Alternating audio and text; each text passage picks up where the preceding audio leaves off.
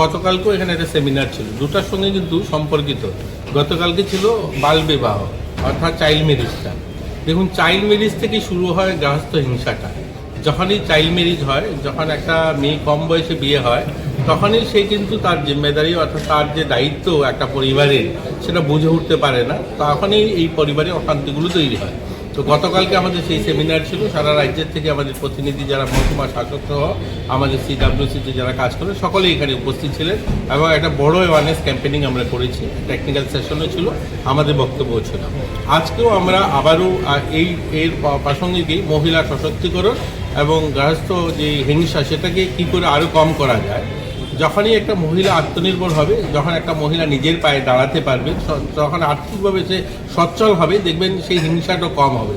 এই উদ্দেশ্যেই কিন্তু সরকার অনেকগুলো কার্যক্রম হাতে নিয়েছে। আপনারা দেখেছেন এই যে TRLM-এর মাধ্যমে প্রায় 5 লাখেরও বেশি মহিলাদেরকে একত্রিত করা হয়েছে, এই গ্রুপ তৈরি করা হয়েছে।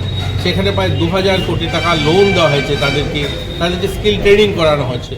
তো মূলত উদ্দেশ্য হলো মহিলারা যখন সশক্ত হবে, তারা যখন আত্মনির্ভর হবে, তখন এই গৃহস্থ হিংসাটাও কমবে। তো এই সমস্ত বিষয় নিয়ে আজকের এই আমাদের সেমিনার, এবং মহিলাদের জন্য সরকারি যে সমস্ত স্কিম রয়েছে বা তাদের জন্য যে সমস্ত আমরা সুবিধাগুলো করছি, সেগুলো যেন মানুষের কাছে পৌঁছায় এবং সেগুলো যেন প্রচার প্রসার আরও হয়, তার জন্যই এই সেমিনারটা আয়োজন করা হয়েছে। যারা আজকে এখানে উপস্থিত তাদের উদ্দেশ্যে কি মেসেজ?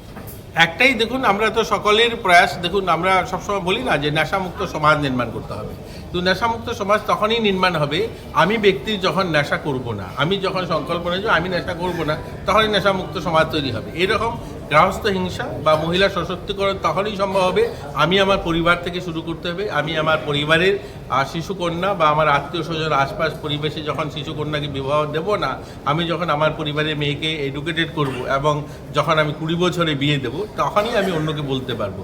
তো আমরা এটাই সংকল্প নিতে চাই যে আমাদের এখানে যারা উপস্থিত, আমাদের আধিকারিকরা, আমাদের টিমের মেম্বাররা যারা এই কাজটা করেন, তাদেরকেও আমরা বলতে চাই যে তারাও প্রত্যেকে তার আত্মীয় স্বজন আশপাশ মানে যারা আছে আত্মীয় স্বজন সকলেই যেন এটা সিদ্ধান্ত নেন যে আমরা আমাদের আশপাশে কাউকে বালিকা বিবাহ হতে দেব না, গৃহস্থ হিংসা হতে দেব না। তখনই দেখবেন একটা সুন্দর সমাজ আমরা তৈরি করতে পারবো।